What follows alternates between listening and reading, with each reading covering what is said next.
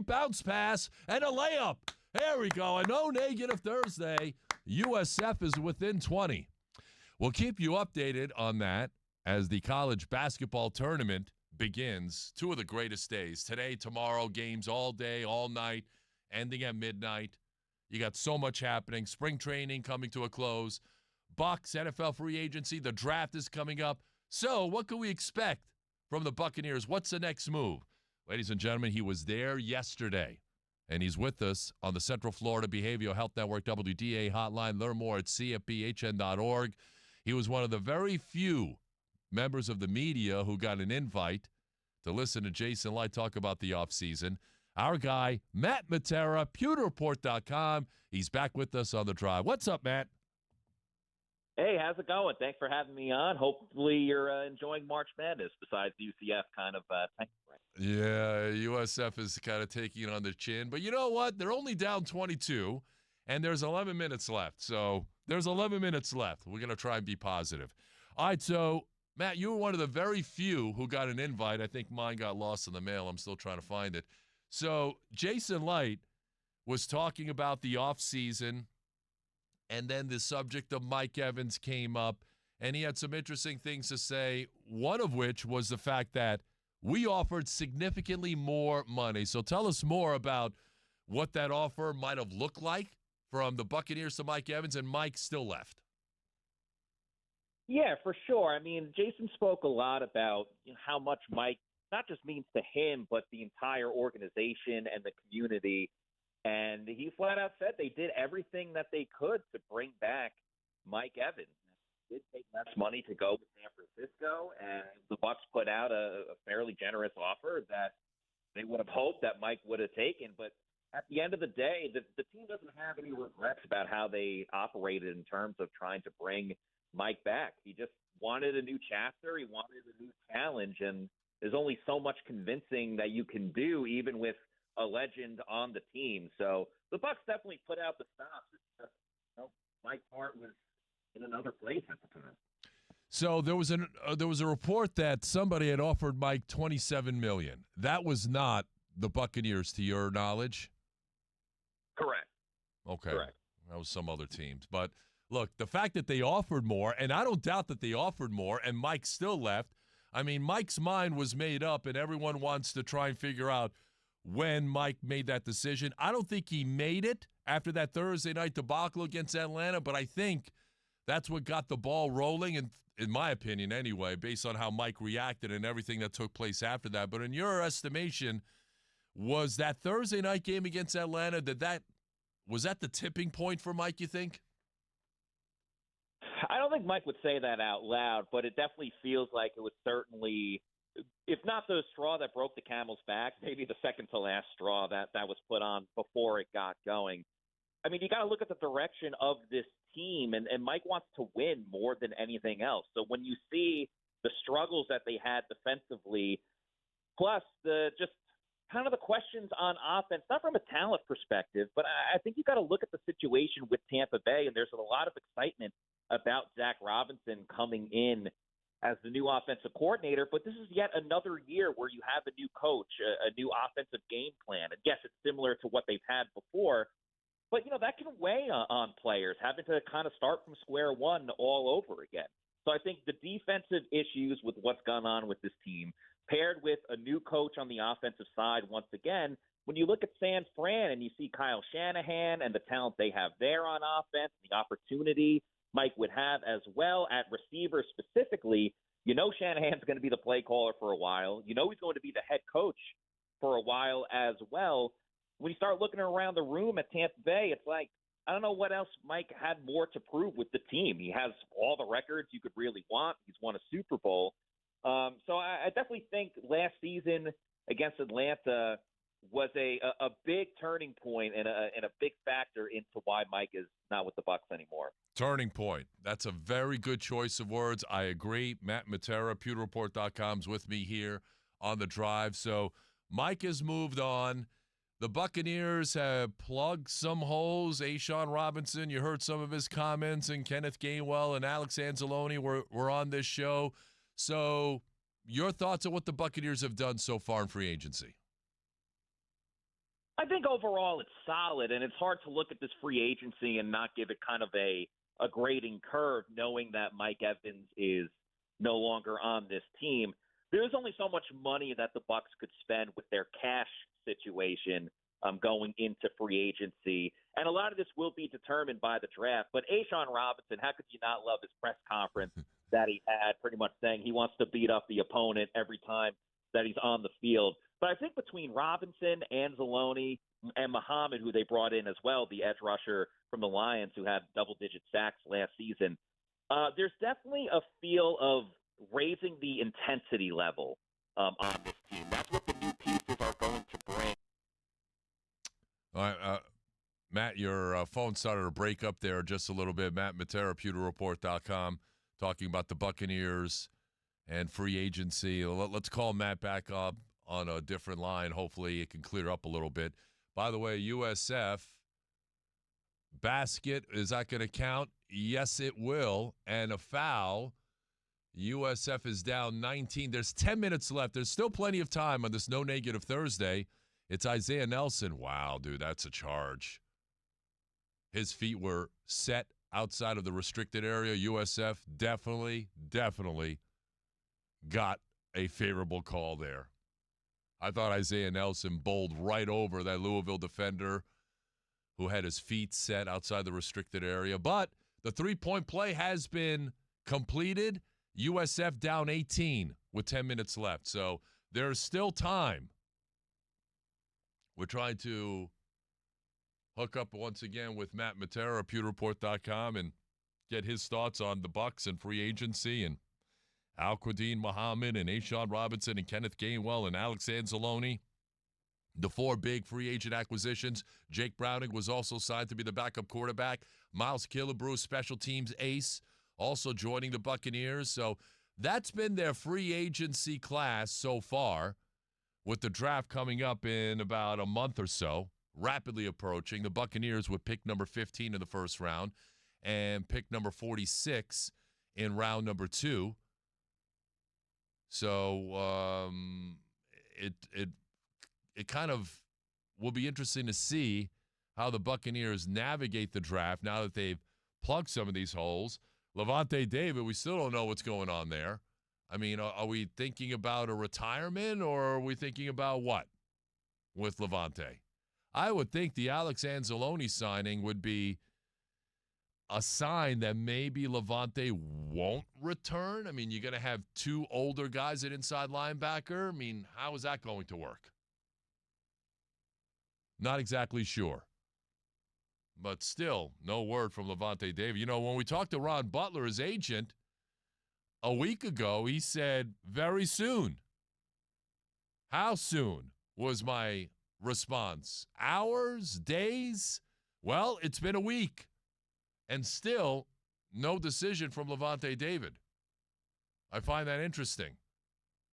I'm telling you, that contract from DeMario Davis got Levante thinking, maybe I could play another year.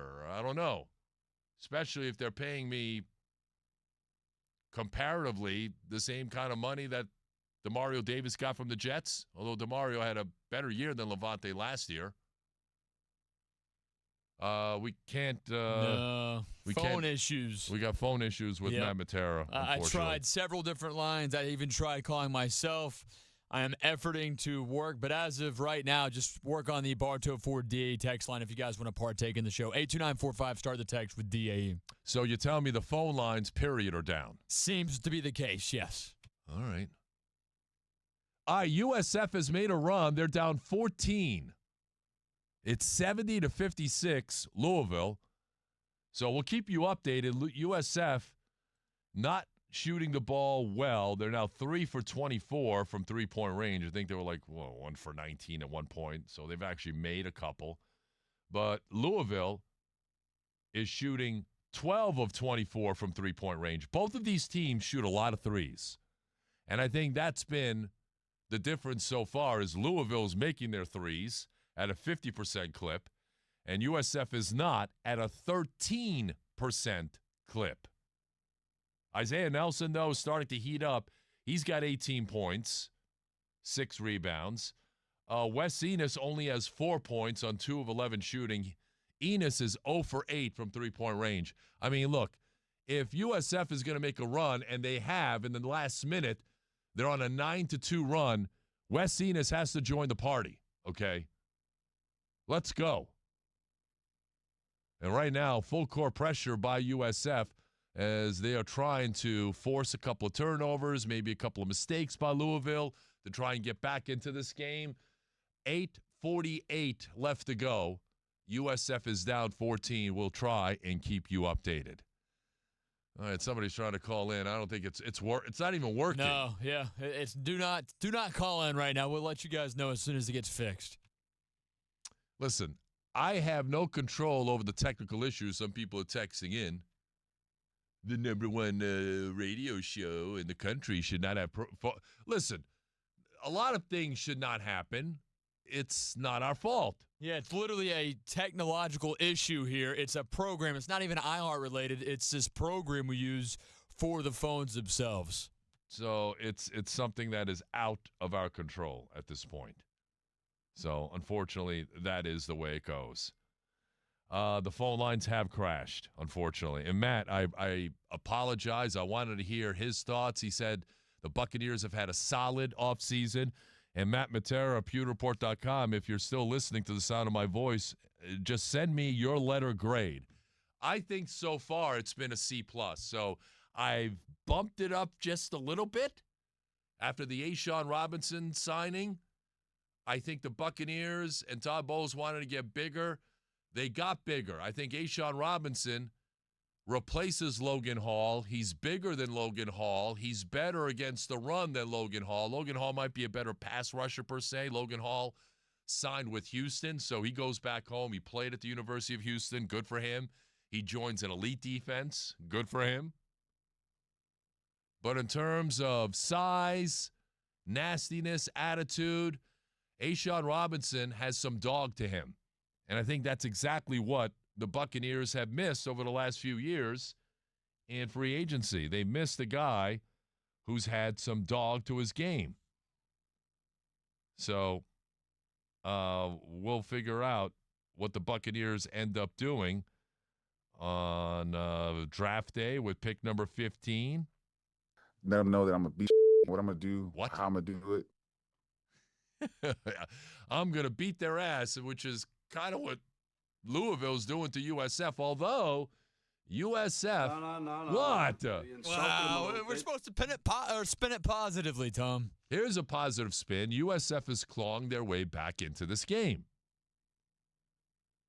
Right now, at the free throw line, oh, come on, man. They just missed the free throw. There is a foul, and a foul is on Louisville off the missed free throw.